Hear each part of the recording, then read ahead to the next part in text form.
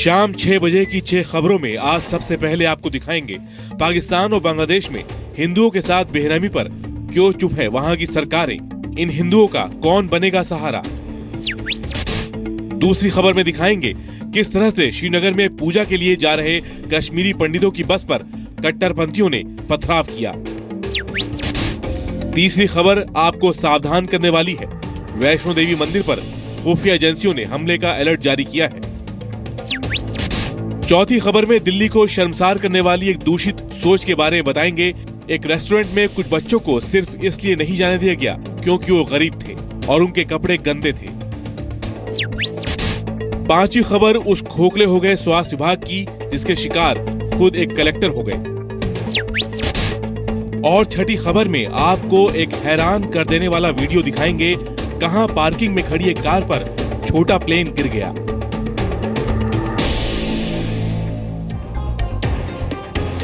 शाम 6 बजे का स्पेशल आपको दिखाएं और सबसे पहले जो बड़ी खबर है वो अमेरिका आपको लिए चलते जहां से आ रही है। अमेरिका के फ्लोरिडा में एक नाइट क्लब में फायरिंग हुई, 20 लोगों की मौत की पुष्टि हो गई है। पुलिस ने हमलावर को भी मार गिराया है, साथ में 42 लोगों को अस्पताल में भर्ती कराया गया है। ऑरलैंडो शहर के पर्ल्स नाइट क्लब में पहुंचे अज्ञात हमलावर पहुंचा था। उसने पहुंचते ही अचानक अंधाधुंध फायरिंग शुरू कर दी। बम निरोधक दस्ता और सुरक्षा बल मौके पर पहुंच गए, मोर्चा संभाल लिया, लेकिन उसने कई लोगों को हॉस्टेज बनाया हुआ था। लेकिन फिलहाल यह खबर आ रही है कि उन्हें छुड़ा लिया गया है और इस हमलावर को मार गिराया गया है।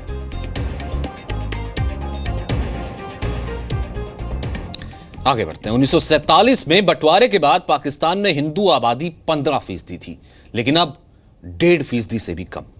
1947 में बांग्लादेश में 28% हिंदू थे, लेकिन 2011 में सिर्फ 8.5% रह गए।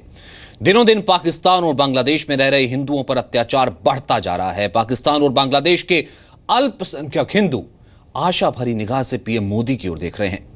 उन्हें उम्मीद है कि पीएम मोदी ही हैं जो उनके लिए अच्छे दिन ला सकते हैं।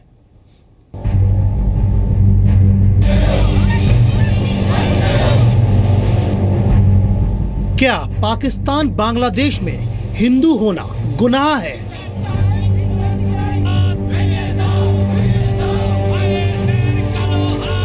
ये सवाल इसलिए क्योंकि दोनों पड़ोसी मुल्कों में अल्पसंख्यक हिंदू आबादी के हालात रूह कपा देने वाले हैं। पाकिस्तान के सिंध प्रांत में 90 साल के इस बुजुर्ग के साथ बेरहमी की सारी हदें पार कर दी गईं।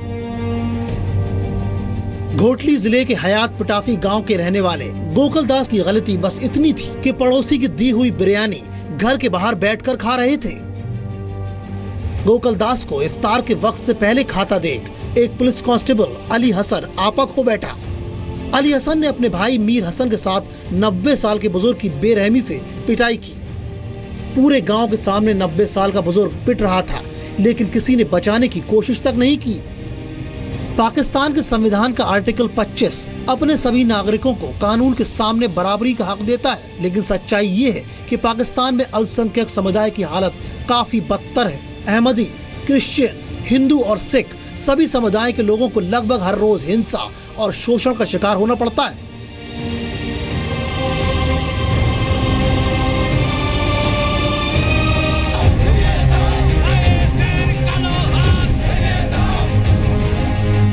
भारत के दूसरे पड़ोसी मुस्लिम बहुल देश बांग्लादेश में भी हिंदुओं की हालत ज्यादा बेहतर नहीं है। हिंदुओं पर आए दिन हमला और हत्या की खबरें सामने आती हैं, लेकिन न वहां का बहुसंख्यक समाज और न ही सरकार हिंदुओं की सुरक्षा को लेकर कदम उठाती है।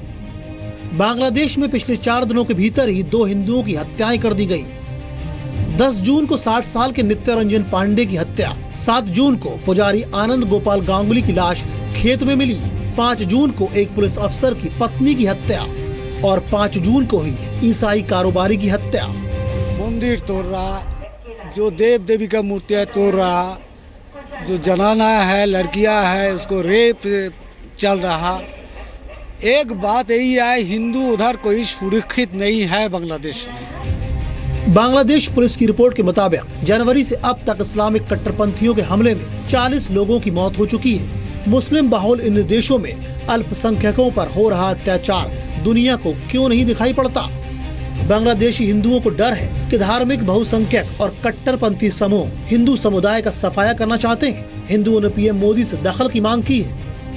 बांग्लादेश के Hindu Buddhist Christian unity council के मुताबिक हिंदू बहुसंख्यक राष्ट्र होने की वजह से भारत को कुछ करना चाहिए। बांग्लादेशी सामाजिक कार्यकर्ता राणा दास गुप्ता का कहना है कि प्रधानमंत्री नरेंद्र मोदी से बहुत उम्मीदें हैं, उनको कदम उठाने चाहिए और बांग्लादेशी सरकार के समक्ष इस मुद्दे को उठाना चाहिए और हिंदुओं की सुरक्षा सुनिश्चित करनी चाहिए।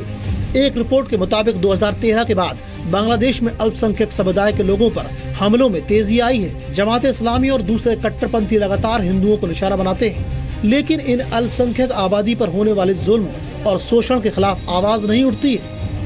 यहाँ के हिंदुओं ने पीएम मोदी से सुरक्षा की गुहार लगाई है। पवन नारा के साथ ब्यूरो रिपोर्ट, जी मीडिया। कश्मीर घाटी में कश्मीरी पंडितों को दोबारा बसाने की कोशिश हो रही है। राज्य में कश्मीरी पंडितों की बस्ती बसाए जाने को लेकर सियासत भी जमकर हो रही है। इस सियासी जुबानी हमले का फायदा उठाकर अलगाववादी संगठन भी सक्रिय हो गए हैं। गांदरबल में खीर भवानी मंदिर में दर्शन करने जा रहे कश्मीरी पंडितों की बस पर पत्थर फेंके जा रहे हैं। कश्मीरी पंडितों को डराने के लिए कट्टरपंथी पत्थरबाजी का पैंतरा अपना रहे हैं।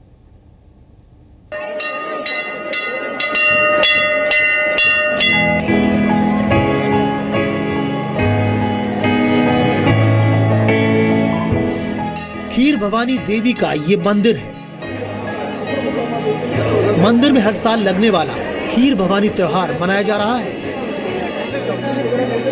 शनिवार की शाम से ही कश्मीरी पंडितों का खीर भवानी देवी मंदिर पहुंचना जारी है।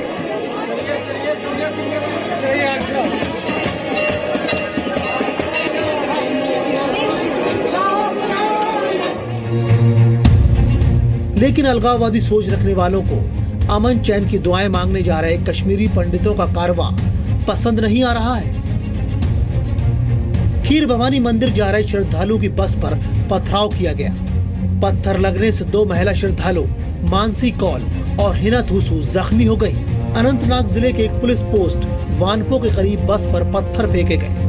कल शाम को एक इंसिडेंट हो गया जिसमें शायद कोई मिसक्रिएंट्स पुलिस पोस्ट के ऊपर पत्थर मार रहे थे। इतने में वहां से हमारे पंडित भाइयों की कोई बस गुजरी और वो उस पत्थरा में उनको भी 2-3 जो लोग हैं जख्मी हो गए। ये हमारे लिए अफसोस की बात है। श्रीनगर से महज 24 किलोमीटर दूर खीर भवानी देवी का मंदिर गांदेरबल के तुल्ला मुल्ला नगर में होने की वजह से तुल्ला मुल्ला मंदिर भी कहा जाता है। खीर भवानी मंदिर में माता रगनया देवी की पूजा अर्चना की जाती है। घाटी में हिंसक घटनाओं के बावजूद हर साल हजारों की संख्या में कश्मीरी पंडित खीर भवानी मंदिर पहुंचते हैं और दूध घी चढ़ाकर पूजा अर्चना करते हैं।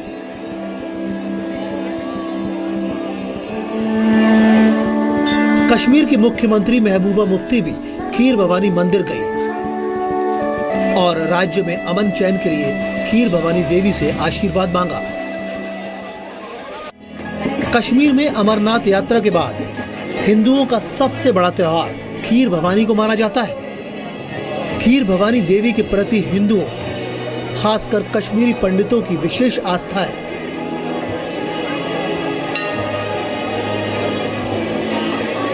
ये माता खीर भवानी का है। माता महारागन्या का नाम है। जो खीर भवानी तुलमुल जिसको हम कहते हैं कश्मीर में, वो है, उसी का रिप्लिका ये बनाया है। ये पीठ बनाया है हमने यहाँ पे। पत्थरबाजी की घटना में जख्मी दोनों महिलाओं को अस्पताल से छुट्टी मिल चुकी है, लेकिन आए दिन हो रही ऐसी घटनाओं से घाटी में अमन चैन को ही नुकसान हो रहा है। श्रीनगर से खालिद हुसैन के साथ ब्यूरो रिपोर्ट, जी मीडिया। तो एक तरफ यह कहना कि कश्मीरी पंडितों के लिए हमारे दरवाजे हमेशा के लिए खुले हैं, वहीं दूसरी तरफ जब कश्मीरी पंडित पहुंचते हैं अपने धार्मिक स्थलों पर तो पत्थरबाजी की जाती है।